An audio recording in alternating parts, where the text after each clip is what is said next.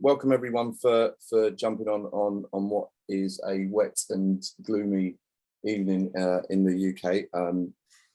Thank you for joining us. Just some housekeeping to start with. So we're going to invite those who are listening to us live to ask questions via the chat or the question or the Q&A function. So if you can do that, that will be fantastic. We'll monitor that and we'll manage that accordingly as we go through this webinar. So if you have any questions, please feel free to put them in the Q&A function. And welcome everyone to this Leinster Rugby webinar on a concept of theming. And I think this is the barbarians of sort of panelists that we would want to discuss this this topic. So if I can introduce everyone on the panel. So first of all, we have Jess Bunyard. So Jess is the head coach, Women's Girls Rugby at Huddersfield Rugby Club and editor of Women's Rugby Coaching magazine. She's coached across a wide range of settings for a number of years now, and I know Jess is going to talk about her experiences of using the concept of theming, and particularly throughout this season as well. Next, we've got Eoin Sheriff. So Eoin was a former player, and he played for Leinster Rugby, Saracens and London Irish. And he's currently a coach and player development officer with Leinster Rugby. And again, I think from Eoin we'll get those experiences of theming and being on the receiving end of it as a player, but also now beginning to implement that in his coaching role. Thank you for joining us, Eoin. Thirdly, we've got Kieran Hallett. So Kieran originally was a player in England, and before coming to Leinster and working with also the Irish under-19s, he was a academy coach for Exeter Chiefs. He's currently a level 4 qualified coach, and his current role with Leinster is as the elite player development officer. So again, Kieran will be sharing his experiences with us. Declan O'Brien also joins us for Leinster Rugby and is responsible for this webinar. So any complaints need to go directly to him. I can send you his email address in the Q&A function. So Declan is a former player for Leinster Rugby. His current position now is now as coach and player development manager, and he's been in this role in a variety of roles for the last 14 years. And he's coached across a number of club and school settings, as well as being the Irish women's team forwards coach to the team that won the Six Nations in 2015. And finally, Paul Gustard. So Paul was a very late call up to this. So thank you, Paul, for joining us. It's very much appreciated. So Paul was, please correct me, Paul, if I'm wrong in this, being coming from a football background. So apologies if I get this wrong. So defence coach for Saracens in England, and then Harlequins head coach, and now defence coach for Benetton Treviso. So Paul, again, your ability to share your experiences of this use of theming throughout your coaching career, I think will be particularly insightful. So thank you everyone for joining us. The concept of theming is a really interesting one. If you go back, those of you who watched the Michael Jordan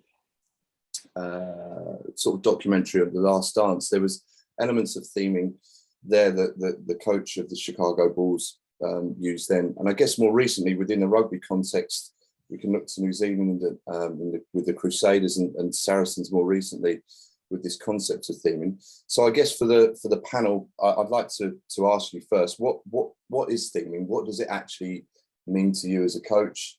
And before we get into the how you've utilised it previously. So Kieran, can I come to you with this question, please? Yeah, sure. Theme for me, I think, is a way to establish common language. I think it's a way to, change, like every kind of club, every team is kind of saying the same sort of things around technical, tactical stuff. Everyone's kind of doing the same shapes, same sort of messages. So I think theming for me is a way to change slightly the emphasis on that and kind of freshen things up, as much as it is a way to connect people together, in a format that's probably slightly a little bit less traditional. And essentially for me, it's a way of breaking up, certainly in a full-time environment, breaking up the monotony of week to week messaging, game to game. And then it's kind of pulls everyone into a common purpose, common goal if it's done well.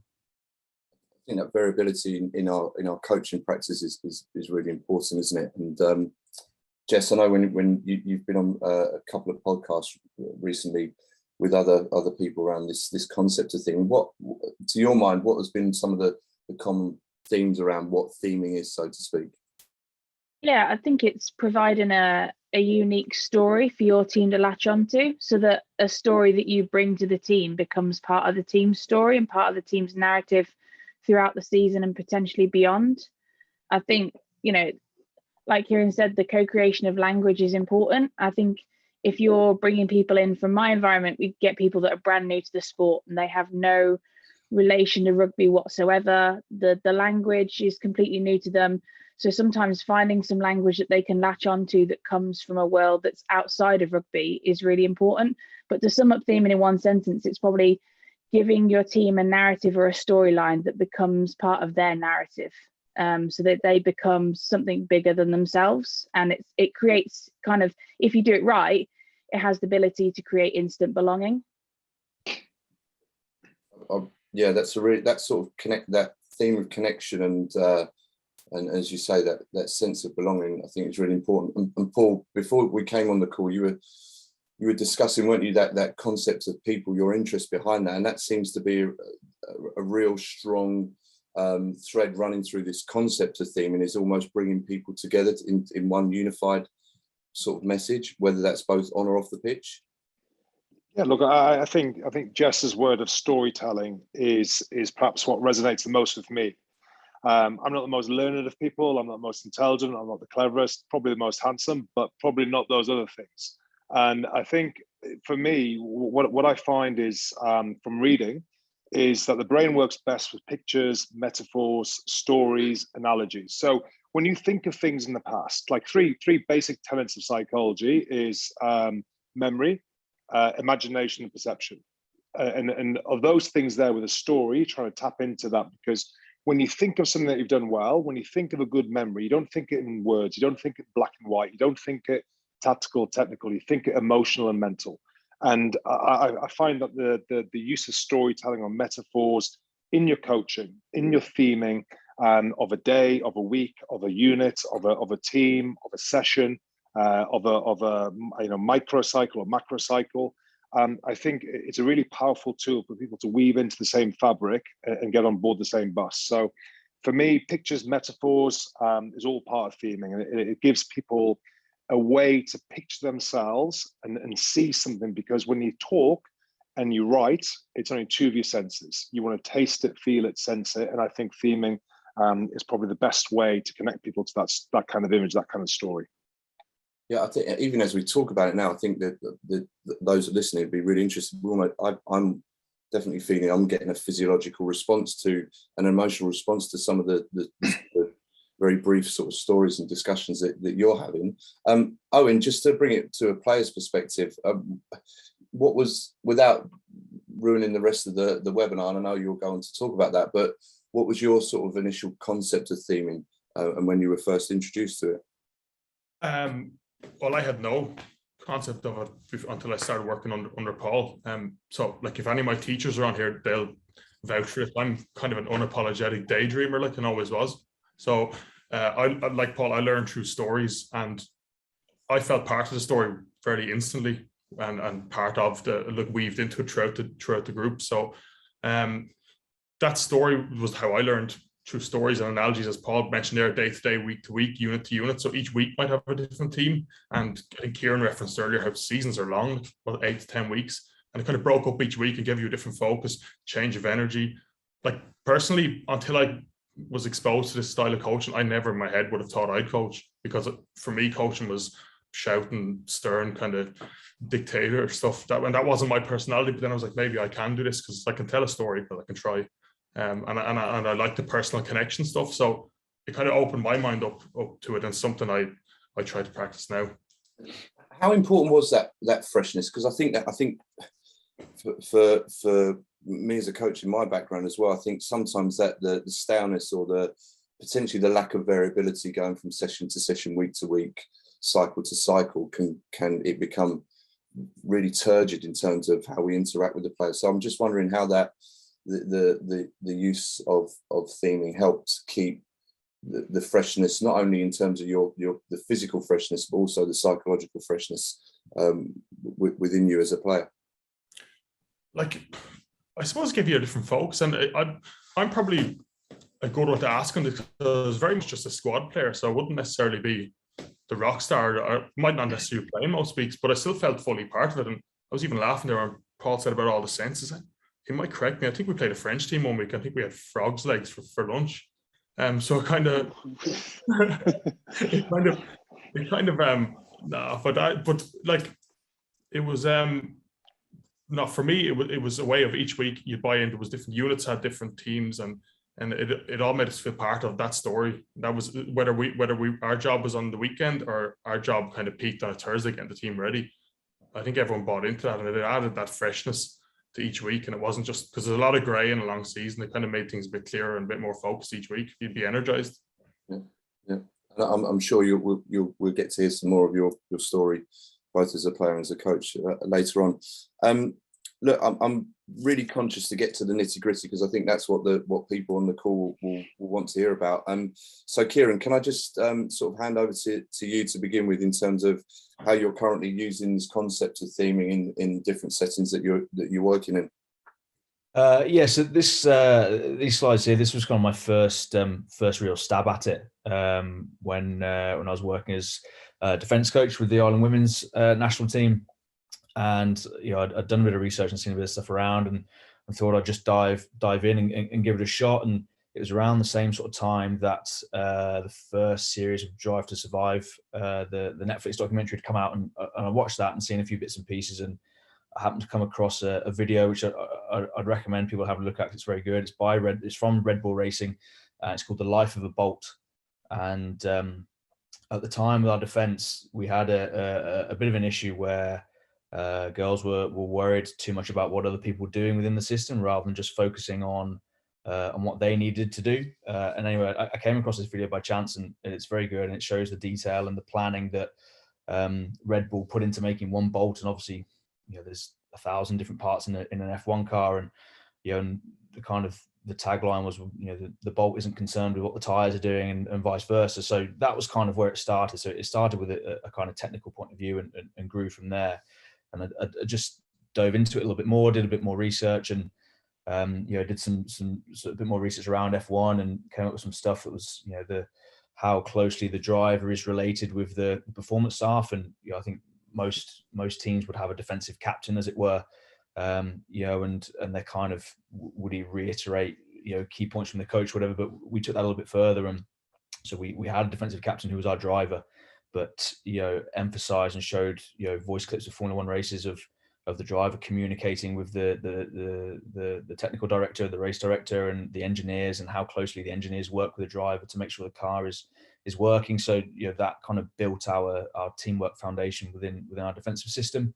And the key point there in that top left hand slide is often we're looking at the same things but with different priorities, and that kind of rang true for the girls, and how the forwards and front rowers would look at different situations around the fringe of the ruck differently to how backs would, and an appreciation that everyone was trusted to do their job, and not worry too much about what everyone else was doing. And then around that, we onto the top right hand slide there, we themed our breaks in the game and our half time around pit stops. So just some ideas of questions around there that we threw at them that stuck, that they wanted to kind of form their mini chats around within games, how to problem solve in the moment, and and just theme that pit stop really, and halftime was structured around that as well. And we created champagne moments. So our big objective was getting the ball back in 3 phases, which I'm sure a lot of defensive do. But every time we did that, it was a champagne moment, and I did things like bringing bottles of champagne into team meetings and giving awards and things like that, and that went down quite well. And as it grew, the kind of the line speed was something that we wanted to start pushing as well. So obviously that fitted in nicely. So pushing that, the emphasis on being the fastest car and winning the race, which is a term you hear everywhere in terms of line speed and getting to the breakdown first in in various different settings. So be the fastest car was what we came up with. And then the picture of the bolt there is from that video that I'd recommend. If anyone's interested in that, just Google Life of the Bolt from Red Bull, and trusting the people around you to do their job, so you can concentrate on doing yours. And that was the big thing for us at that time. And then the bottom right corner there was the emphasis on winning the race, regardless of what happens. Let's just win the gain line battle, win that race in defence to get off the line first and get set. So that was kind of my first kind of stab at it, and it went quite well. Like as a team, we didn't achieve what we wanted to in those World Cup qualifiers, and there's been plenty written around that. But actually, defensively, was pretty happy with the progress we made and some of the defensive performances we put in, and the girls seemed to really enjoy going along with that theme, and it seemed to be quite popular. This one here is slightly different. So this is what Exeter used while I was there when they won their first Premiership. I think it was 2017 or 2018. So they had a Greatest Showman theme, which is probably a little bit more left field, but it fitted in with what they wanted to do certainly from an attack philosophy point of view at the time, and even from a team performance point of view. That they wanted to entertain. So that was the kind of the general emphasis around it. They really pushed players to chase highlight moments. And again, this is me experiencing it from the fringes from the outside. This is not my rugby IP by any shot, but this is the kind of the key messages they would say at the time, that they want players to chase big highlight moments within the framework of what they were given. They brought in the emotion of some of the songs at certain times in the season. In particular, I'm not sure if anyone's familiar with it, but From Now On and Never Enough, at certain times when they'd got to, I think the quarterfinal of Europe at the time, or the semi-final of the Premiership. Never Enough was kind of the message that week, and push them on to go and do a bit more and finish the final. So I think they'd lost a couple previously to, I think, Paul Saracens at the time, in the years previously. But that was the emotion of that was the key point of it. And they had highlight videos that went along with it, but it was definitely the emotion side of it that was pushed. The emphasis on wanting to be the greatest show in rugby, so the entertainment factor again, and what that looked like, and certainly had attack connotations, but it was defense as well. And they'd play crowd noise, or examples of how the crowd noise accelerated when they got good defensive sets in at Sandy Park, and and how that was appreciated as much as some of the tries they scored. They'd have weekly awards that were themed around that as well. So they'd have the greatest shot, the greatest moment, that kind of stuff, and they'd hand out little awards, little chocolate bars and stuff around that. And then the greatest showman every week was the player's man of the match, which I thought was quite a nice touch. And there was a jacket and a bit of bravado that went along with it, but it was good. It seemed to be good from the outside looking in anyway.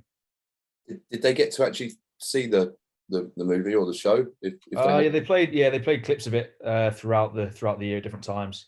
I think it was the year before it had kind of exploded and everyone had kind of seen it by that point. But they definitely showed clips. There's some good videos as well of the cast behind the scenes when they're learning the songs and how they put it all together and how it all fits together. And some of those there's a fair bit of emotion in that as well.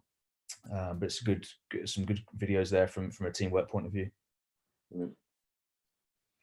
And then this is currently what I'm doing with Ireland 19s. So for those that don't know, we were very short running. We've had two. They had a camp back in October. They're meant to have one in December and February, both which got cancelled because of COVID again. So we've had a very short run in. We actually play France in the first test match on Monday. So we're getting together again on Friday. So with that kind of short period of time, just wanted, this is where the kind of the language angle comes in, wanted something that they could all connect with very quickly. And obviously, kind of the obvious thing, putting an Irish national team together is, okay, well, let's go all in. You know, with 4 different provinces. The kind of the unique thing with the 19s as well is you've got half your squad are out of school and in kind of academies or sub academies. The other half are still, you know, in school and finishing off exams and leaving certs and all the rest of it. So, you know, the kind of all in theme fitted quite nicely. And initially it just started for me with, okay, well, what does that look like on the pitch and what's it like off the pitch? And, you know, and what does all in, you know, mean to you? And, you know, just kind of workshop that a little bit, split them into groups, let them chat about it, discuss it, and kind of see what came back. And from that, you know, one said, well, you know, that's what you do when you play poker. You know, you go all in. And I thought that was really cool. That was really interesting. And so we've developed our language around that. So you can see our game model in the bottom corner there, the visual around it. You know, and I think Paul said at the beginning, a lot of people, you know, the visual learners, so that aspect of the theming is incredibly important. And so, yeah, our game model is shaped around that, and then our language of our plays and our calls. Hopefully, there's no French coaches on here, but yeah, that, you know, it's just obvious to kind of develop that on a little bit, and you know, within that language, especially when you've got guys coming in for camps, then going back to school for the week and coming in again in that short period of time, just having something that connected with all of them mentally very quickly was really important. And then you can see, you know, a little bit of periodization, you know, within that in the top right corner. So there's our 2 camps. You know, a recall camp. You know, the emphasis on them again, the visual and trying to recall as much information as they could from their first camp. The second week in camp was then refining what we learned from there, and, you know, what does the refining process actually look like, and, you know, some dictionary definitions and examples, and et cetera. And then perform starts when we meet up on Friday. Yeah, so we won't be adding anything. So the lads know that when they come in on Friday, you know, that from that March camp, there's nothing really new that's been added. It's a case of, okay, that's what we've remembered. This is what we've now done to improve it. And then on Friday, it's about putting it all together to play the first test match on Monday.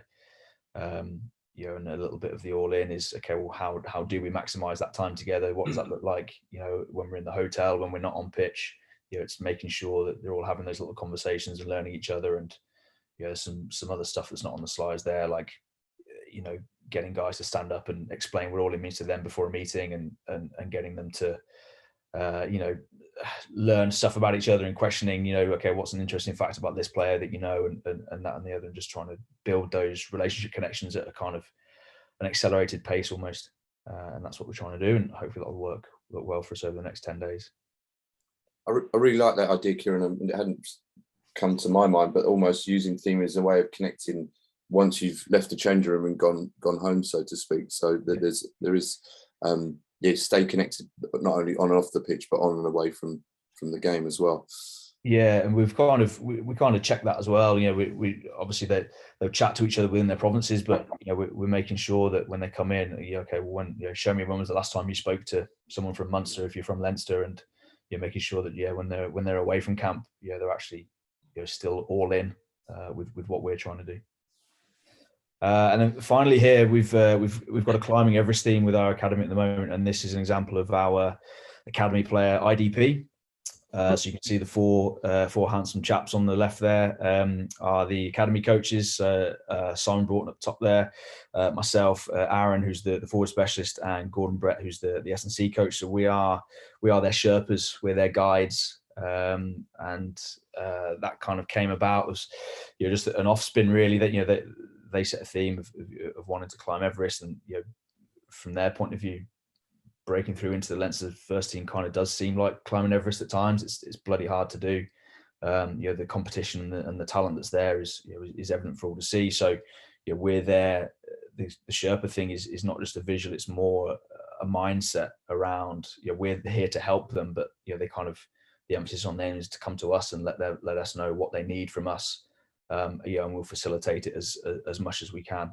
But ultimately, you know, the journey is theirs. You know, they have to put one step in front of the other, one foot in front of the other, and climb the mountain. But we're there to help them as much as we possibly can. And obviously, to climb Everest, you've got to be world class. So what are the 2 things they're going to be world class at, and the action plan around that? So yeah, just an example of how we can, you know, spread it out in kind of 3 or 4 different ways there. So yeah, the language thing, the IDP. The emotion with the Greatest Showman, and yeah, and then my first first stab at it with the Formula One. Brilliant, thank you, Kieran.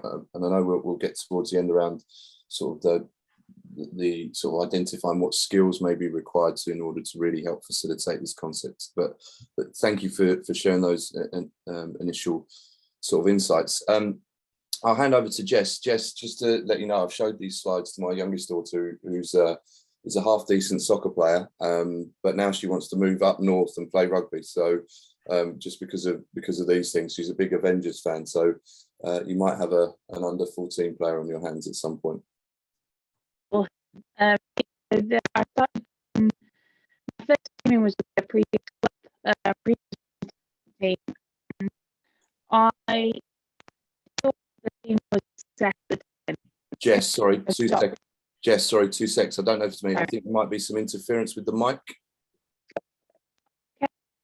No, that's not working.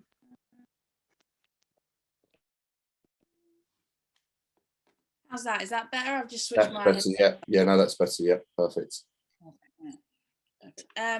Yeah, so I did theming with a team sort of during COVID times, and then left and came to this club, and we did a Shrek theme because one of our kind of key players is Shrek mad, and she kind of influenced and kind of spread that madness throughout the rest of the players.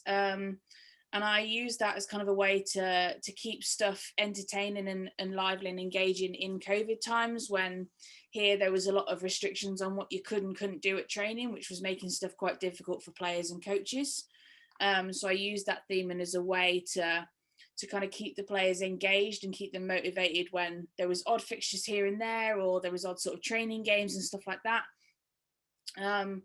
And then sort of in the middle of one of the lockdowns, I moved clubs and set up the women's team down at Huddersfield. And one of the things that's tricky here is, but it's also a delight, is just the breadth of different people that we have at the club and that we have coming down to the team. So we've got players who haven't played before at all. They've not picked up a rugby ball in their lives. Most of them haven't seen a game, and we're taking them down to see the England women play, and that'll be their first time seeing a rugby game ever. And we've got some players who are returning to the sport after 10 years out, and they're in their 60s. So we've got players who are 18, 19, 20, and we've got players who are 50s and 60s and going through the menopause, and that brings a different set of challenges.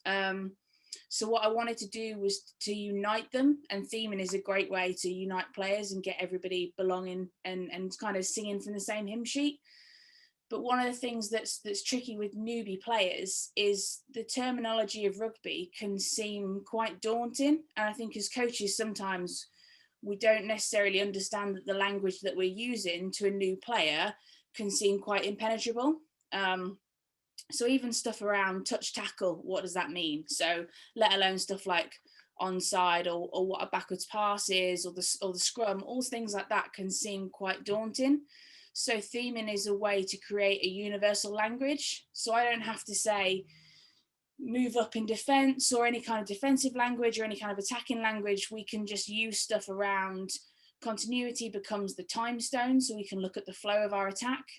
Go forward in attack becomes the power stone, so gaining possession of the ball. Using the space stone is like moving forward. How can we create and use space? So everything becomes much more simplified. So I tend to use my theming with this group as on pitch in training, and we'll have a couple of blocks. So we're in a soul stone block at the moment, which means for the next sort of 4 to 5 weeks, everything is themed around support. So the players will know that everything is themed around the soul stone. But within that, we'll create certain things that they can latch onto. And you'll know if you're using theming within your group, you'll know it's successful because the players won't just use that language once in a training session. They'll come back and they'll use it on their own independently. So I use the Avengers as a way to introduce the ruck, which is a really alien concept if you've not played rugby before.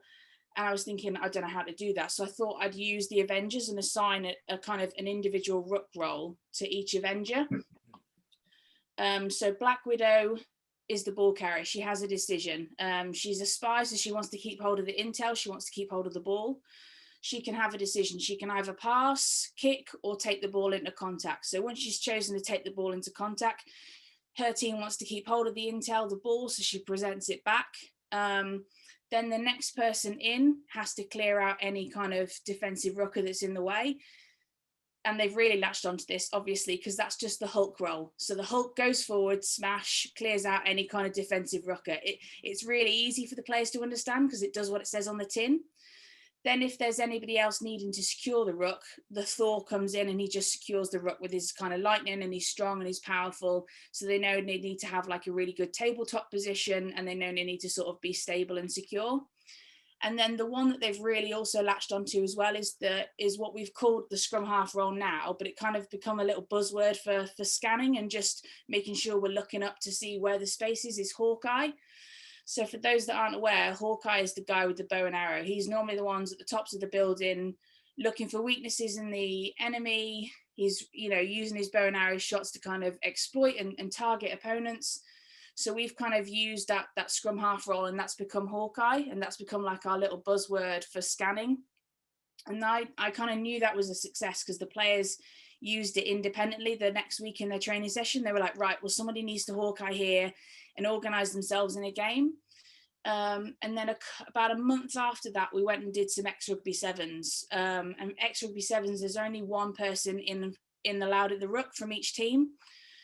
And the way the players organised it, and I had no say in this, was they said, right, somebody needs to shout Hulk each time you're going in. If you're going in to secure the ruck ball, shout Hulk. And it'll confuse the opposition, and it did, because every time they went in, they yelled Hulk. But I think that's a great marker of success if you are theming, is it's not just language that is there to make you seem more intelligent or look how much, clever I am. I've aligned like principles of play to Avengers, and it's fun. It's not a lip service for coaches. It has to be a language that players are able to latch themselves onto. And I think you'll only know a success with theming is when you're in it, and you'll kind of realize that if 1 week players aren't using that language, it's probably not going to be a success. But if players come back week after week and they start to adopt that language for themselves, then it's going to be a success. For me, we've just recently introduced stuff around, we're basically putting in a pod system. It's not anything jazzy or clever. It's just 4 people in on a little bit of a diamond structure. But because it looks kind of like Captain Marvel's logo, she's sort of an exploded star, I'll simplify that and we've put it into a diamond. So suddenly what could be quite complex around a pod system and support, and again, using terminology that some of them players will be like, I don't get this at all. Like, this is just blowing my brain. Suddenly it becomes Captain Marvel, and now they're engaged and they're interested, and in a game, I'll probably hear them shout, right, we need to go into Captain Marvel shape. So for me, I use Avengers as a way to kind of simplify that terminology and make it so that it's a common language, but also I'll use it in games. So we've got an Avengers bingo. So I'll have a whiteboard out in the training session, and I'll split the whiteboard into 6 sections. Each section will be a sort of objective that I'll have to achieve, normally alongside attack. So there'll be a power objective, a space objective, soul, time, mind, and reality. And each team will have an objective to complete around that. So space might be they've got to use a different type of kick to go forward, or a certain number of passes. For time stone, for soul, they've got to have score, but have a couple of options in support and stuff like that. Stuff that's really basic, but for them, they're capturing the Infinity Stones whilst ticking off the objectives that we've been working on. And I add that in every 3 to 6 weeks with them as a nice little roundup to their learning. So it helps recap all of the previous Infinity Stone stuff that they've done and put it into a game realistic situation for them. And that's the key. It has to be relatable for them and then put back into a game realistic scenario. Yes, I know we've spoken off air before around how you sort of came to this theme, and I think that's probably it. Almost that connection with the players starts before any of this on pitch work, doesn't it? Yeah, absolutely. So I was really keen that I needed something that the players would relate to, and I was also bearing in mind there is such a wide age gap between all of them. So I sent a survey around, which I do quite regularly. I send in stuff about what's training like, what are the things you want to work on, all things like that. It's an anonymous survey, so it just enables the player to just like hit any random thoughts they've got at me without kind of fear of judgment or retribution or anything else. They can be really kind of completely honest with it. And I sent round going, they didn't know I was going to do theming. I said, what pop culture stuff do you relate to the team? It could be music, TV, film, radio, anything. I got stuff, I got some songs by Pink, I got Friends, the TV show, and I got Avengers. And Avengers stood out to me because it has to give you a lot of material to work with as a coach. And for me, I was aware it had to give me a lot of material because this is a way, a prism, a lens for me to teach these guys about the sport. And our sport can seem quite chaotic from an outsider perspective. So it has to give me a lot of material so I can pluck out like Hawkeye and relate it to a scrum half. So when you're picking out theming, if you're using it to use it with all the terminology and use it to educate sort of newbie players, it has to give you a lot of material. But equally, it has to be something you know the players will buy into and relate into. And that's why the survey was a real kind of key importance for me. I knew a couple of people because it was, I'd done like a little workout survey and Avengers was quite large. So I knew several people had put Avengers in as a suggestion. But equally, I don't have to explain all the Avengers detail to them because chances are somebody will have seen, you know, all of the players will have seen at least one Avengers movie. So it kind of makes my life a little bit easier on that. But I think getting the buy-in is key. And I really wanted to have the players engaged. So although at the start they didn't know I was doing this survey for theming, they knew I was probably going to do something a little bit wacky with it because they know me well. But it was important to see what they came back with. How did they see the team through pop culture eyes and what did they relate the team back to? And I got some good answers on there. Again, Friends was another one I could have run with and told me a lot about how people perceive the team. But Avengers was one, it gave me the material. And for a long time, we'll probably run with it, not just through this season, but into next season as well. Jess, that's brilliant, and I've written down lots of questions which we'll probably save towards the end. But thank you for that, and I think that was really important to discuss that sort of the stuff you needed to do beforehand before you implemented it. I think was really important. Just as a reminder to those who are listening and watching live, you can dump any questions into the chat function. So if you have any as we go along, please feel free to put them in there. So I'll come on to Eoin and Paul now. I'll let you guys ad lib this. So I know we've heard from sort of two coaches in their implementation of it. Eoin, you sort of briefly mentioned some elements of how you engage with theming at the start. So I didn't know if you wanted to start by maybe expanding on that. Possibly might be easier just having a look there at people online. Maybe Paul, to give a background on how it worked at the time before I talk about how it impacted me as a player. Does that make more sense? Yeah, mate.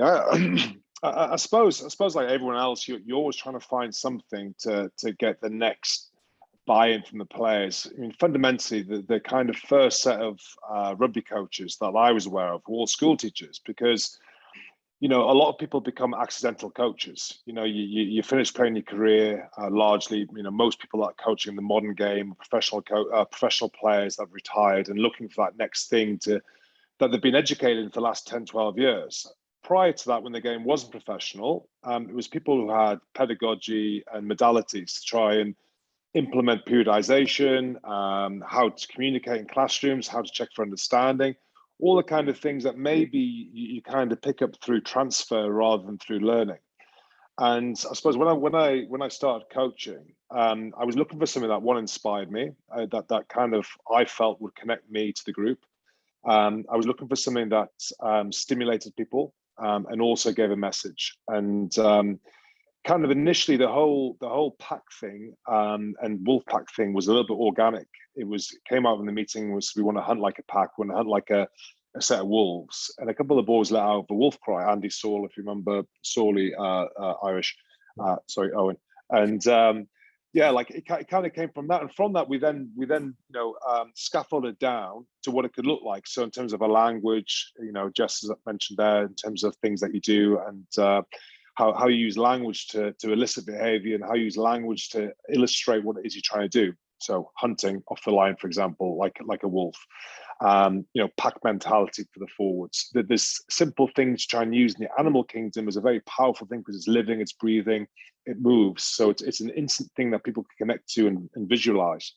And that was it, really. It kind of came from something where I felt a story and a belonging, and obviously Rudyard Kipling's expression as well, the strength of the pack is the wolf, the strength of the wolf is the pack, kind of meant that everyone had a role, and we're only as strong as we can be by the group. And you mentioned earlier on that it wasn't just the match 23 or 22 in those days, it was everybody, and everybody had something to belong to, something that was bigger than the game of rugby. You were part of the wolf pack, you were part of Saracens, you were part of something that was as special as playing on the 23. And then we had things, if you remember, we had you were in the club when we started, had the issues around discipline. My mistake, I signed Jim Hamilton. But we had issues around that, and we wanted to try and create something there to try and make it that we didn't have to talk about discipline.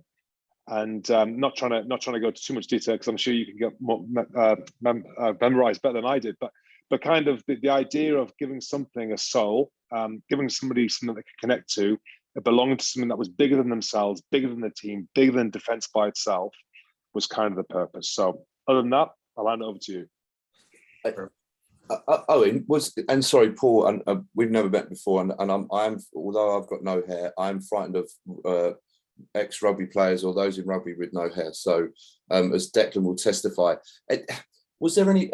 And the reason I ask this question, is there a thin line between this working amazingly well and being really successful and everyone buying in, to the coach being viewed as a bit too far left field, a bit David Brent, a bit too out there, so to speak?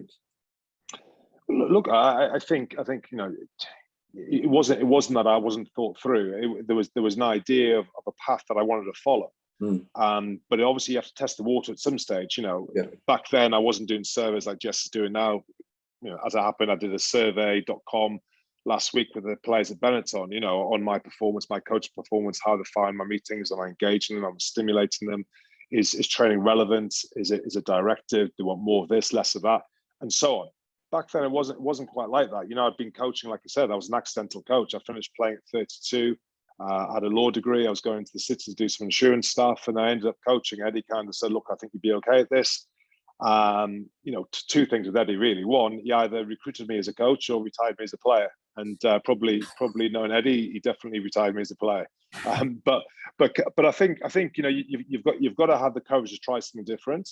For me, and you've got to be authentic, because if I was trying to be something that I'm not, if I wasn't a storyteller, if I wasn't someone that liked metaphors, I didn't like reading, I didn't like trying to connect to people in that way, then I'm going to be a poor version of somebody else. So it's not that everyone has to do it. It's if you can all buy into something, how you sell it is the most important thing. Because fundamentally, we're trying to get as many people as possible. Every time we engage with a person, with a team, with a unit, with a group, we're trying to get them to buy into the same philosophy, the same way of doing something, the same way of playing within a team structure. Of course, we want individuality, but we want everyone to try and buy into one thing. And so every time we speak, every time that we engage with the player on a one-on-one, in a unit meeting, in a team meeting, on the training field, after the game, how your body language is, how you talk to somebody, every single moment a player is judging you, and just as you're judging them, of course, but they're judging you and seeing you and looking for something, for certainty, for to be assured, to be wanted, to be loved, to be cared for. And I think that with all of that, you've got to try and find something that works for you, that's authentic, that works for the group. The Avengers might work for Jess there, but might not work in Benetton. Might not work at Leinster. I'm fortunate. Again, I've gone down the animal kingdom route because our logo is a lion. So we can instantly theme defense around lions. L for lion speed, I for intent on your hit, O for on your feet, N for numbers on feet or next job, S for spacing. We can instantly get something around the theme of a cycle that works for us. And I think trying to find something that connects to the group as quickly as possible. And as Jess says, probably nailed it on the head there. You see it from how they speak. You see it from how they speak and how enthused they are when you present and when you coach, how they engage with the language that you use and the method of your coaching. And how did you, as a player, Owen, then how did you take some of this stuff on board, I guess?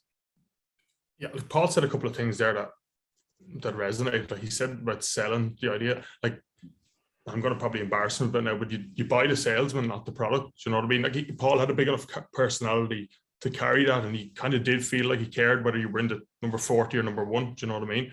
And that was a big part of getting that buy-in.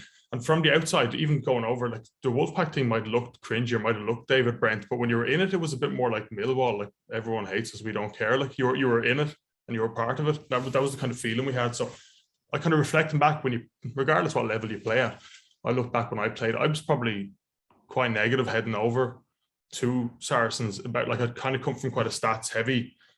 A lot of my coaches have been stats heavy, and I've been told things like, it doesn't matter how you play in the game, if you miss one tackle, it's a bad game. So I was kind of nearly more worried about making mistakes than having positive impacts. And I think that's quite common. Whereas I remember with the Wolfpack, the defensive system, I remember day one, kind of Paul explained it to me, being like, it's not you v him, it's us v them.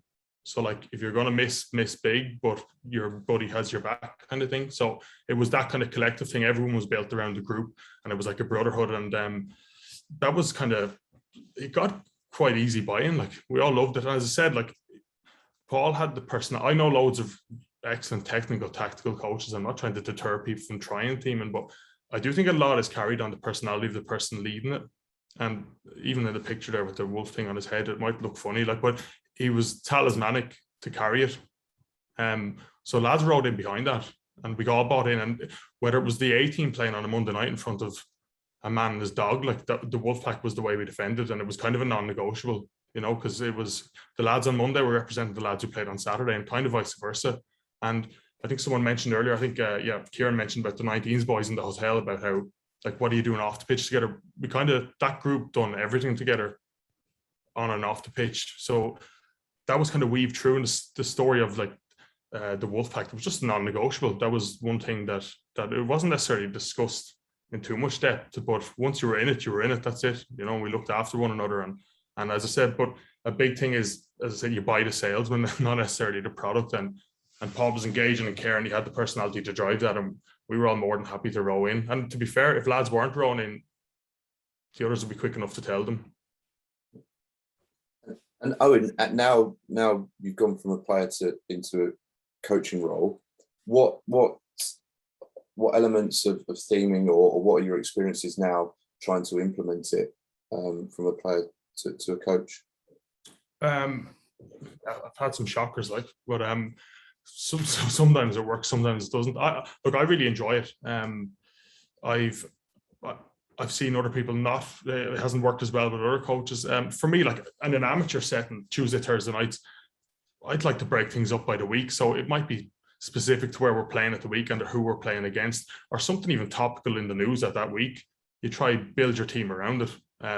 So, like, I'll give you an example. Now, not condoning crime or anything, but a couple of years ago, we were playing a team up in Northern Ireland. And at the time, there was a spate of these ATM robberies going on across the border, where people were ripping ATM machines out, then speeding over the border. So we kind of teamed it on a smash and grab. Like, so we've done our CCTV, we've done our recce. These are where we think they're weak. This is how we think we can get in. This is your job as part of the heist or whatever it was. And that's how we teamed our week, because that was topical at the time. And like, as I said, with Paul and stuff, they weaved elements of humor and stuff into it. So it wasn't always, your foot wasn't always on the gas. There was the right balance of, we're cruising now when the light's green, we go. Like, so yeah, it's something I use. I said to look, some weeks it lands, some weeks it doesn't, but I'm kind of learning and growing as a coach. I'm happy enough to get outside my comfort zone and have a go at things, and it's not the end of the world, like, if it doesn't. And Paul, sorry, mate. I was going to say, I just expand on Owen's point there, and I think probably Kieran and Jess probably would resonate as well.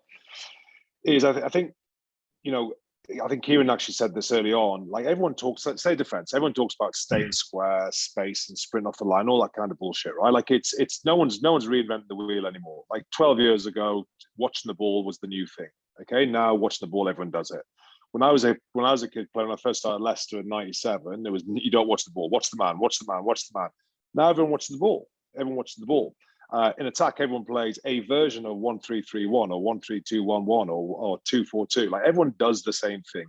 The difference is the quality of the player. The difference is the quality of the coaching, And the easy thing is the tactical and the technical. Like, I've got no doubt anyone can explain, you know, at a professional level at any rate, like how you do these things. Like, that's the easy bit. What you're looking for is the hardest bit of coaching, and the bit that takes time, takes effort, takes care, takes love, takes support, takes challenge, takes all the things that make people feel a little bit uncomfortable one way or the other. Is to try and inspire, you know, so inspire and get to know people, and try and find something where the belonging of the mental and the emotional can either make up for the lack of quality sometimes, can overreach people and make the sum of the parts greater than the whole. Sorry, the way around, the whole greater than the sum of the parts. And that's what you're looking for. And I think even when you don't quite get it right, the players and the staff appreciate probably the effort that you've gone to, and that's come from a good place. And that comes from obviously the environment, that there's trust and there's respect and all that kind of stuff. If I give you some examples, I've done stuff from week to week. We've had things like Event Horizon. I think Owen might have been there when we've had that, where everything at some stage, the space around the black hole, right, everything gets sucked in and it's gone. So we've played some teams in the past which are very strong, but at 60, 65 minutes, we believe Event Horizon will happen, because maybe we've done our analysis through them and our spaceship's gone somewhere and we've looked above them and they're not fit enough. They're not there. And at some stage, Event Horizon is going to happen and boom, the black hole is going to swallow them, you know, and we theme it week to week. I've gone along the line of fast, hard finish as a theme of a team. Fast, hard finish. We want to play fast, up tempo, quick lineouts, quick throw-ins, off the line fast, on your feet fast, play fast ball, etc. Hard in the tackle, hard in the contest, hard in the air, hard at scrum, etc., and finish every opportunity, finish every lift in the gym, etc.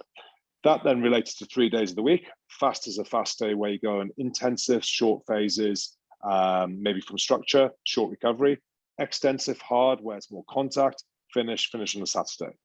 And whatever you're trying to do, you're trying to tell a story all the time, and it becomes twee or becomes non-relative to the player if you don't continue it along the week. If you sell it one day and then you leave it and forget it's just a nice presentation, then that's when buy-in goes. You know, it has to be something that's constant and you keep referring to it and the players refer to it. And as Jess, I think, said, if it doesn't take up in 3-4 weeks, then probably it's the wrong one. It's probably the wrong one, you know, it's probably not quite connecting and you got to try and find out why it didn't connect. But if you keep resonating and keep drawing back to it, it's like why people have a belonging to something, you know, belonging to a story, belonging to a narrative, belonging to a higher purpose, a why. You know, we all have whys why we do things in life. And that's what you're trying to connect to, I think. And the more that you try, I think the more people respect that. That's great, Paul. I think there's a couple of questions have just come in on that topic of maybe when it doesn't work out, or if you don't have the buy-in and potential reasons for that. I just wondered if anyone else has experienced where it hasn't worked out quite as they envisaged it and have had to pull the theme, or whether they've kept on trying to flog a dead horse. It'd be good to share those experiences as well, I think. Well, I've had plenty of failures, mate, so I could talk. But we had second marriage, so I've got to say something. I tried one. Okay, I had Above the Line. I read this book, and it was on about dividing things up into groups. So I kind of divided the team up into five groups, and we spoke about the power in our hand. So if you have a finger, you can break a finger easy enough, right? Which probably every rugby player in the world is broken. But if you're a fist, then it's harder to break, and you can actually punch through things. So we spoke about the power in our hand, and we divided the team up into 5 sections. Okay, so you had the back three. They came up with a name for the back three. They came up with behaviors and values for the back three, and it wasn't like target things. It was more emotional things. Again, I was trying to get into sensations and feelings rather than tactical performance. Then we had centres, we had back rows, we had tight 5, and we had our generals, our 9s and our 10s. Okay, and together, if we get all 5 together, performing, doing what's asked of them, then the power's in our hand. We control our destiny. Aligned with that, we wanted something more cultural, behavioural around how we operate. Now, if you try and cut the wheat from the chaff, okay, and just go, what's acceptable as a human being on or off the field, right? What type of environment do you want to be around, and how do you want to interact? So your behavior can either be good or bad. Like long and short, like when we were kids, we're told what's black and white. We know there's a bit of grey, but what's black and white in essence? We know what's right, we know what's wrong.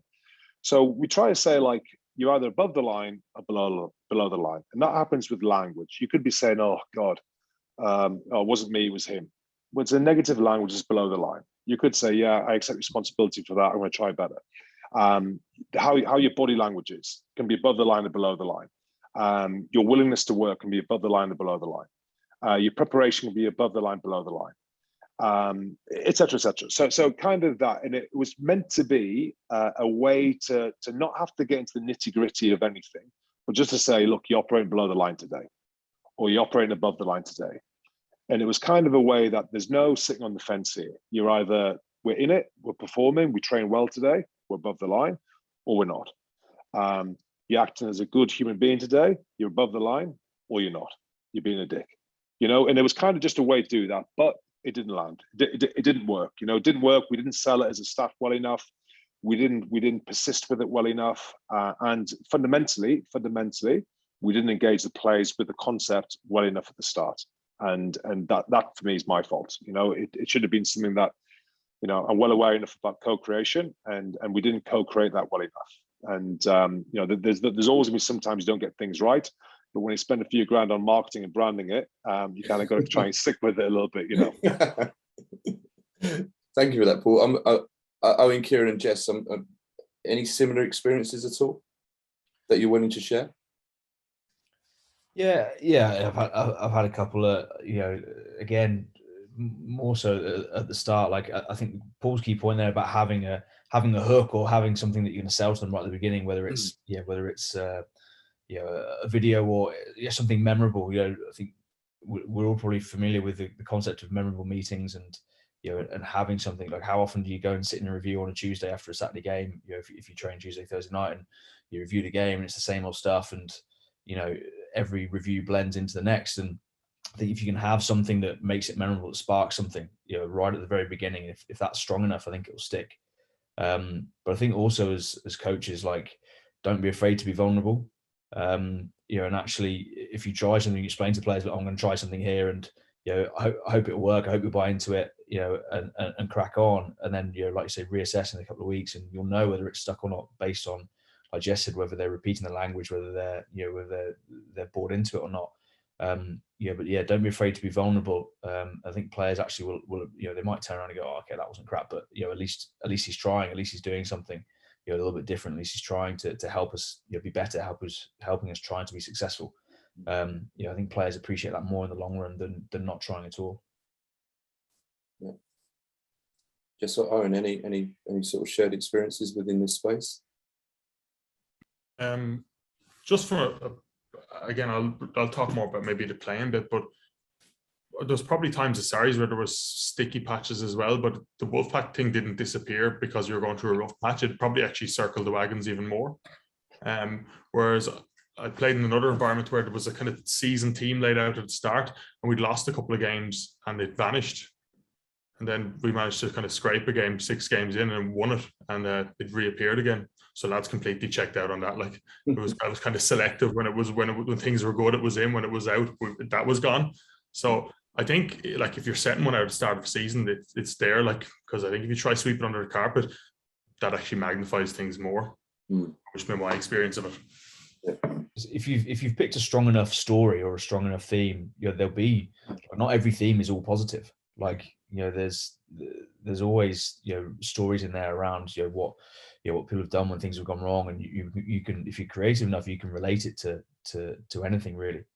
It doesn't always have to be the positive. It can be a reaction to something negative as well, and there can be learnings, you know, both sides of the coin. Yeah, interesting as well how people see things different, right? So Kieran, you used Formula One, right, for defense. So I've used Indy racing for attack. So we had the same thing, like the forwards with a pit crew, because there's normally 8 guys that change the tire, change the car. The car was the attack. The driver was our 9 or our 10 because they they drive it. They're trying to get it from our pit, which is our goal line, to the checkered flag, which is the far line. All the language is based around, as you said, like racing cars. So we had like piston off 9. The calls were all different types of cars and so on. There was something that the bigger idea of it was that IndyCar racing was fast and dangerous. It's fast and dangerous, and you have to be a little bit crazy to do it. And I think anyone can kind of see something and try and bend it into a story, but it has to be tangible for the most part, and it has to resonate for certain, and it has to be linked to that group. So, as I said before, I think everyone can pick a theme of something, but a group at a certain time might work, at a different period of time it might not work. If someone went into I don't know, if someone goes into Exeter and says, look, and I used to talk about Rob Baxter with this, where I coached with Rob Baxter in 2013 with England, and we had a good tour, me and Rob, but we went there, and he says, look, we're fucking sick of this Wolfpack shit. Like, can you leave it? Can you leave it go, type thing? And I said, no. He says, well, look, we've had a laugh as coaches and players. He said, we're going to be the Beavers. I said, what do you want to be a Beaver for? And he's like, well, it's just the complete opposite of a wolf. He says, but we're going to build a dam. We're going to build a dam when you come down to Sandy. Like, and we had a good crack about, but it's the same kind of thing. Someone has to work for your group. Like, no one else is going to take a wolf in the Premiership, right? Because it's been done, and they're not going to do it as well as they are.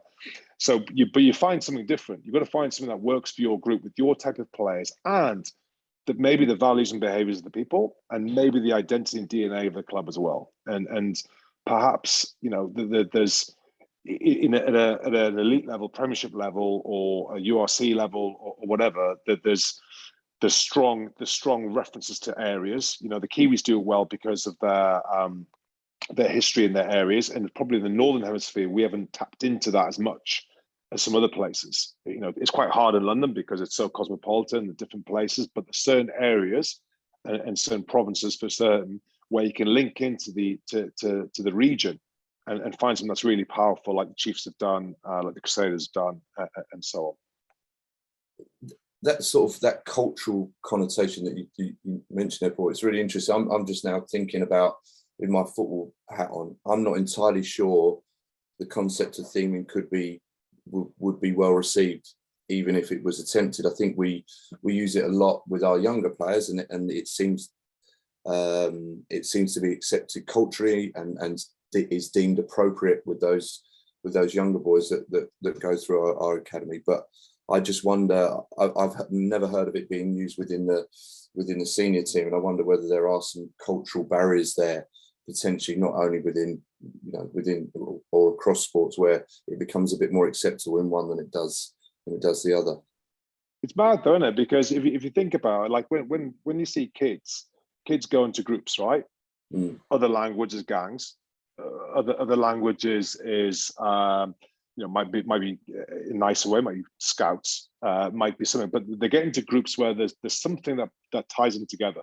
There's something that makes them belong to that group of people, just like we have our own group of friends. There's something that connects you to something, and you share a story of life, right? You share a story of life for a period of time, and you go, and for me, when you think of it that way, like I said at the very start, like our mind works in pictures and metaphors. Like, we don't think of words, we think of pictures, colors, sensations, tastes, emotion. We don't think of black and white. So the very base level, it works. Like, you got two parts of your brain. You've got like the neocortex around here, which is like numbers, facts, figures, rational thinking. Inside, we've got our limbic brains, which is kind of behaviors, emotion, feelings, and that's what actually drives behavior. And actually trying to appeal to somebody, that's when people go, oh, it's your gut feel, oh, it just didn't feel right, oh, it feels awesome. You're appealing to something in the middle of your head. I don't know why I'm touching my head for this, but you're appealing to something in the middle of your head, and you're trying to appeal to emotion. You're trying to appeal to their heart. You're trying to appeal to their soul, and trying to get them to connect. And I think when you do that, that's a much, much deeper connection into a dream, a vision, a journey, whatever it is that you want to set out, rather than let's make 10 tackles today. Like Owen said, like, I don't care if people miss tackles in defense. If they go out there and try and do everything they can. Awesome. Like, everyone makes mistakes. I make mistakes coaching. I make mistakes as a father, as a husband. We all make mistakes. We all make mistakes. And we have to accept that and show our vulnerability, as Kieran said as well. You know, just as players make mistakes. So accept it. We move on. And what's the bigger picture? What is it that we want to try and see and feel? What does that look like? And then try and see how we can coach towards that. Yeah. I think it's right on that. For the coaches that coach, like, you know, the amateur clubs and, you know, junior clubs over here, like, you're all aware that, you know, post COVID, you know, amateur rugby playing numbers are down. You know, I think as coaches, you know, it's great to see so many of you on here. Like, you've got to try and do something to engage them. You know, it's a little bit different. You know, and yeah, I think theming can be a really important part of that. You know, if people come back to the game and it's the same old stuff, same on Tuesday, same on Thursday, you know, they'll probably end up walking away again. So it's, I think it's something that can definitely help in that regard as well as kind of improving performance. It just, you know, adds a different element and makes it a bit more fun. Yeah, I think that's a great point, and potentially with the younger players as well coming through. You know, lots of research and stuff around what this Generation Z want from their experiences in life, let alone sport. And I think this could be a potential really sort of key area to get that buy-in, Kieran. Look, I think you've been really open and honest as a panel and sharing your experiences. And you've kind of alluded to throughout the sort of the things that you've needed to successfully embed themes within your coaching. So I guess if we can kind of pull some of this together to kind of finish off the webinar with, in terms of what skills, what areas do coaches do you think need to develop in order to sort of successfully embed things within your coaching practice? So Jess, I'll come back to some of the points that you made earlier around the relatability of it and the ability to tell stories. From your experiences, where have you gained that sort of knowledge and understanding? How have you developed that ability to still tell stories successfully? I think it helps that I've got 2 arts degrees, and I went to quite a weird university to do them. So that probably gives me a bit of a grounding in storytelling. That has no doubt aided me. But I was thinking about this the other day, and I was chatting to somebody, and I was thinking about how we coach and how we use language and how we discuss stuff in our sessions. And I definitely think in order to theme, you need to be a good storyteller, or you need to perfect a way of storytelling that works for you and your players and create narratives. But I think as coaches, if you're sitting here listening to this going, I don't create any narratives at all in my sessions, I don't use any storytelling, I think you probably use more than you realize. And I definitely use more narratives and more storytelling than I realize, because every time I do a demonstration for the players, or any time we show a video, or let's say, for example, I've got a new person that's new to the game wanting to work on their catch pass, and I've decided to take them into a 2v1 skill zone, or a 3v4, whatever that may look like. And I'm demoing something, and I'm using some players to demo something. Me setting that up, or me setting up using my practice design to set up a game, is creating a narrative for those players to go and explore. I read somewhere the other day that coaches need to be environmental architects, right, in order with our practice design. Another way of viewing that is we're creating a narrative or creating a story for those players to explore. So we can put conditions on a game. They're going out there at some point in their session and they're exploring different narratives or different stories. It just doesn't look like a traditional kind of story that we might tell with words, but it's still a narrative that players are exploring. They're just exploring it physically. And every time I do a demo, or every time I explain something, I think if we examine as coaches the way we describe things, they are mini stories throughout our sessions. So I think if you're a coach wanting to look at theming and you think you're really quite daunted by it, I think probably record yourself at your next training session. And every time you're given an explanation, just pause it and think about how you're actually using your language, because I guarantee you're probably setting up a narrative and setting up a story for players. But I've been thinking, probably in the past 72 hours, I've been thinking about the practice design and narrative and setting things up. And I haven't quite arrived at an answer at the forefront of my brain, but I think the simplified answer is yes, definitely look at storytelling and narrative, but I think record yourself, because you probably do that as a skill already. And once you realize you do it, I think then the concept of theming becomes easier for you to understand and to probably implement next season. And just to sort of to drill down into that in a bit more depth and detail, what does make a good storyteller? I think you have to be a salesman, like we've mentioned before. You know, you have to kind of launch the theme or launch the story in a really good way and show that you are putting it here and telling the story to your players because you understand them. So as long as you can demonstrate that this has come from a place of love and respect for your players, and that you understand how it's going to relate to them, I think that's the best way to begin a story, and the best way to introduce a theme. So we introduced our Avengers theme, and we introduced it with a bang. I knew it would work well for my lot. We had cake, always a success. So we had an Avengers themed birthday cake that instantly got like mass numbers down to training session just because there was free cake at the end. And everybody was fancy dress, and they dressed as their favorite Avenger. We had a whiteboard question as well. Which Avenger are you most like due to how you play on the pitch? And there was a load of great answers. Instantly there, the players are relating themselves to the theme before I've really even said a word. I've just written a question down on a whiteboard. But then when I spoke about it in the session, I said, I really think this will help us. So I've immediately there, I've gone, I'm trying this new thing with you guys. But here I'm getting rid of any sort of skeptical thoughts you may have, because I'm demonstrating that it comes from a place of love for you. So I haven't just then gone away and gone, right, here's everything you need to know about the Avengers. Here's everything you need to know about XYZ. I've gone, here, we're starting our story and our journey together. We're starting to link the Avengers and rugby and what that means for us, but it comes from a place of knowing the players, and it comes from a place of love. And I think if you know that before you introduce any theme, if you tell your players that as a starting point, as chapter 1, page 1 on your story, you'll go a long way. Just as you were saying this, I was trying to envisage if I was going to be I'll never be a rugby player, but if I was going to be, when I was playing soccer or football, what Avenger would I have been? And you can already almost get that embodiment of that character that you're trying to portray. So yeah, I think that Jess, you've given some really good insights there into what has worked well, and maybe some of those skills that we might need to focus on and develop.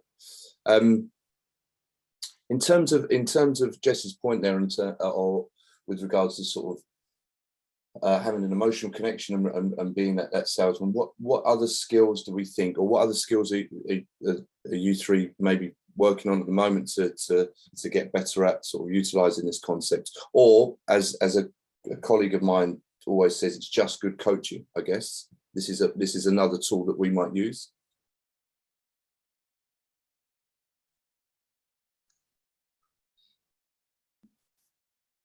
Michael, can I jump in there for a sec? Sure, Declan, yeah. Yeah, I was just obviously listening, and thanks to everybody. It's fantastic tonight. But the self-awareness piece is huge here, and the emotional intelligence, and to be able to notice, because a good few of the questions that came into the chat were about the buy-in. Everybody's asking about the buy-in. That's a typical kind of Irish question, as well as the vulnerability piece.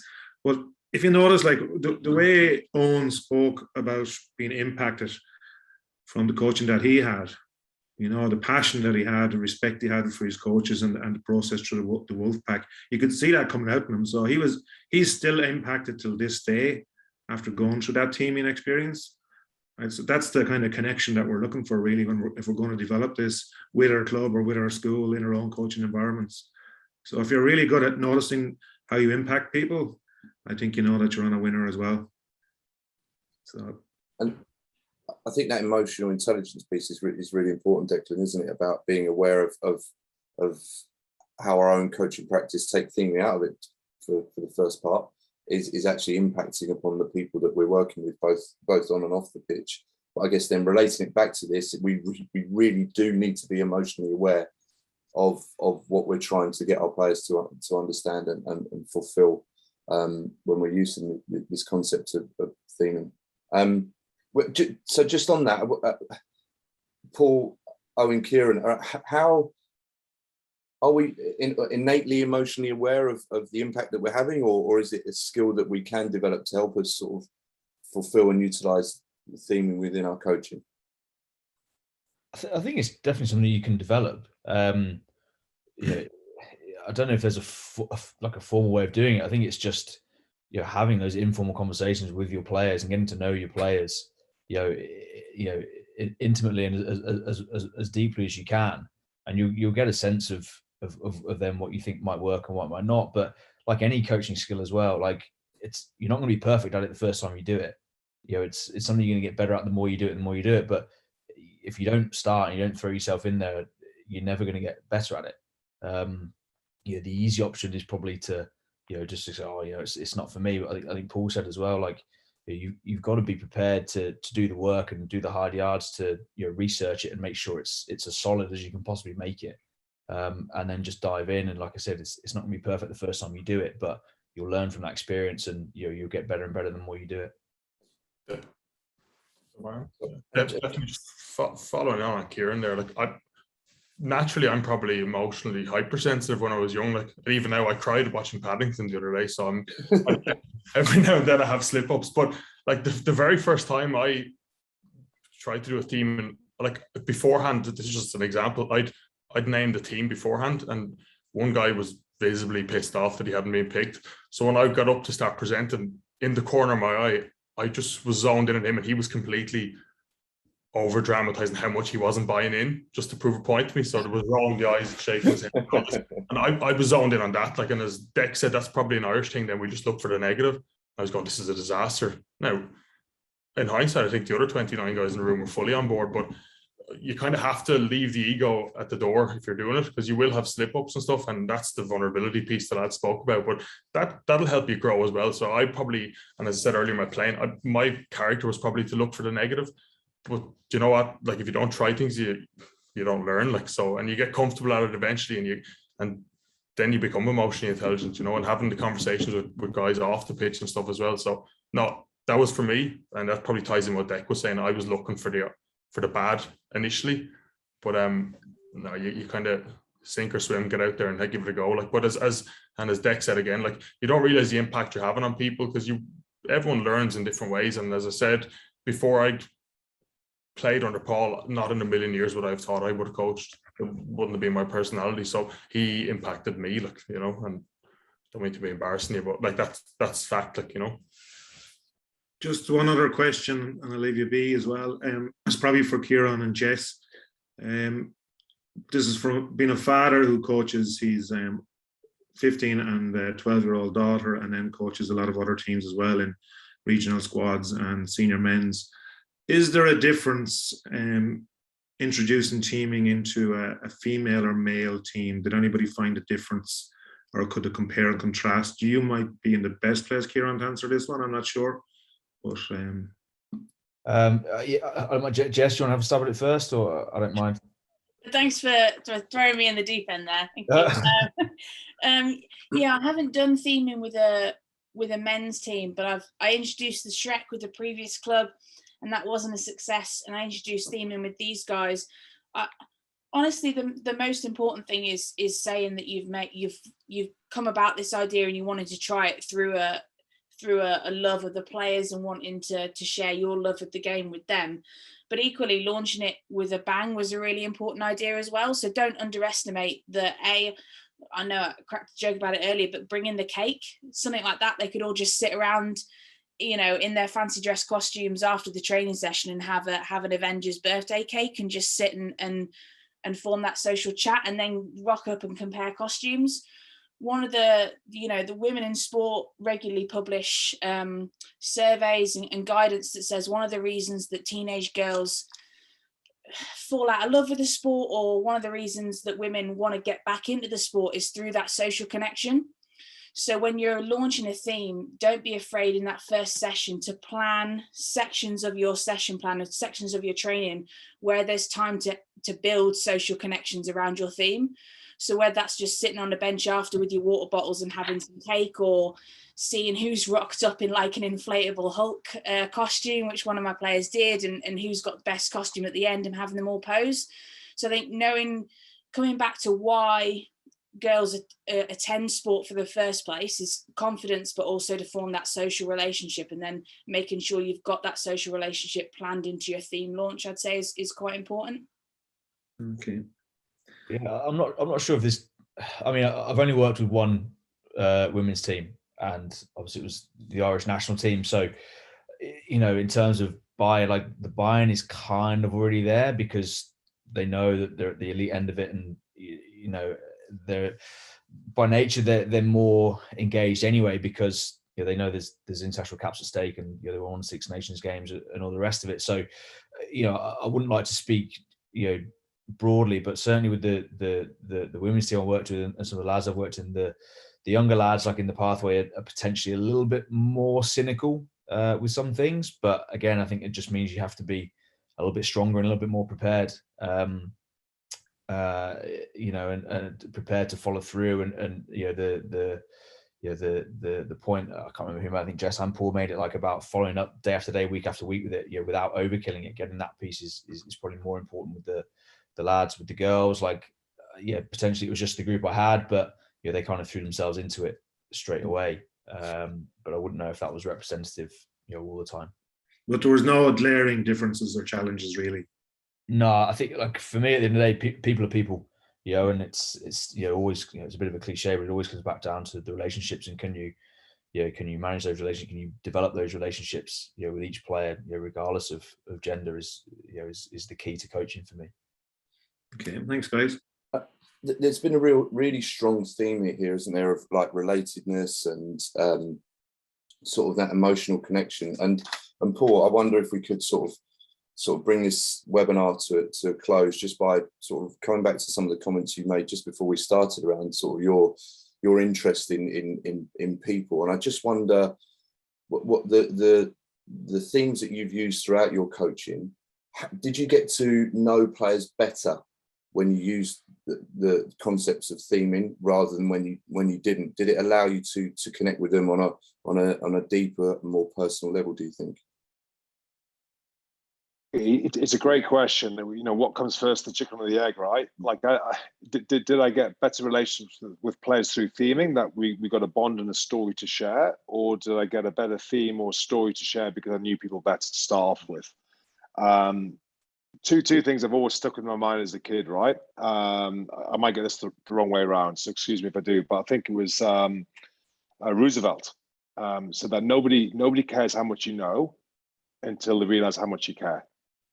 So, like, he's a pretty important dude, right? Like, I didn't know him personally. I'm not as old as you, Michael, but he kind of, like, that kind of sums it up, right? That's people don't buy. I think, you know, Eoin said it. It's not the product you're selling. It's the person that's doing it. It's the relationship that you want to relate to the person. If they then, if the group then sees you and you see the group for the person before the player, or the coach, the person before the coach, then there's more chance of something being successful. Whatever that something is, you've got more chance of it of operating. The other one I was going to tell you, and I'm just going to try and remember quickly, was I think Mike Franklin. It might be Roosevelt and he's Franklin, but it was tell me something I'll forget, teach me something and I'll remember, involve me and I'll learn. So if you use both those things together, one, care, secondly, involve. So for me, theming, storytelling is involving somebody in the process. You're building them, you're weaving them into a narrative, you're creating belonging, you're creating a higher purpose, you're creating a why, you're creating identity. All those kind of things is a way of expressing something where there's a higher purpose. Because, like we said before, particularly in sport or in business, wherever, but especially in sport, we're all doing the same thing. We're all doing the same thing. We're all trying to coach a game a similar way. No one's reinvented the wheel that much. You know, there's a quirky play here or there, but fundamentally, 70% of the game is phase attack, phase defense. We all do the same thing, right? So you're trying to eke out this extra bit of emotional and mental buy-in through narratives. And at a professional level or an amateur level, you're together for, you know, June till June. Okay, so you're together for 11 months, and you got to try and find some time in that where people can refresh the story and refresh the learning. That's brilliant. I think it's what a great place to end this. Wow, 90 minutes of some really insightful conversation, and some really honest conversation as well. So thank you everyone for joining us.